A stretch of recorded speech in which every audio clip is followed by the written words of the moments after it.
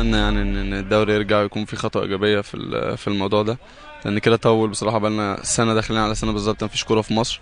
فان شاء الله يعني اتمنى ان يكون في حاجه ايجابيه. تاني حاجه ان شاء الله لو يعني لو ما حصلش نصيب والدوري ما اتلعبش وده ان شاء الله مش هيحصل، يعني ما اتمناش كده، هيكون هفكر همشي بره طبعا الست شهور دول لحد ما الوضع يستقر في مصر والدنيا ترجع ان شاء الله. المنتخب ماشي بشكل كويس، لان هو الوحيد اللي يعتبر اللي بيلعب يعني كل شهر بيتجمع مره، وده طبعا يعني مش كويس طبعا، لان مفيش لعيبه جاهزه غير اللعيبه المحترفه ولاعيبه الاهلي بس. فانا شايف ان الوضع هيبقى صعب في المنتخب الفتره الجايه، لو لازم الدوري يرجع بسرعه عشان اللعبه تجهز تاني ونبقى فورمه، لان لو مش هنبقى فورمه مش هنصعد يعني كاس العالم، وده حلم لكل لعيبه مصر وكل شعب مصر.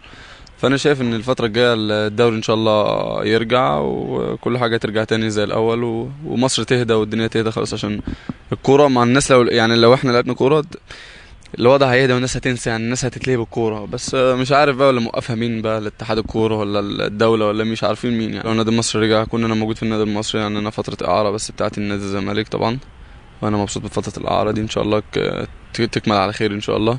فلو ما فيش نصيب والدوري ما رجعش والنادي المصري ما رجعش، هفكر في بره ان شاء الله، واكيد الناس تبقى مبسوطه. احمد الشناوي اللي هو في يحترف ان شاء الله. ببارك لجمهور النادي الاهلي وببارك للاعيبه النادي الاهلي على بطوله افريقيا، وان شاء الله يعملوا حاجه في كاس العالم في اليابان ان شاء الله. تاني حاجه بنعزي اهل الشهداء وانا بتمنى ان العلاقه ترجع تاني ما بين النادي المصري والنادي الاهلي زي ما كانت الاول واحسن كمان ان شاء الله، لان زي ما قلنا اكيد اللي حصل ده ليه يعني ليه اغراض وحاجات تانية خارجية احنا مش عارفينها لحد دلوقتي، مش عارفين مين اللي عمل كده ومين يعني اللي حصل ده. فاتمنى ان النادي الاهلي ولاعيبه النادي الاهلي يكون في وعي، ويكون عارفين اللي مش كل مؤسسة النادي المصري او يعني كيان النادي المصري هو اللي عمل كده.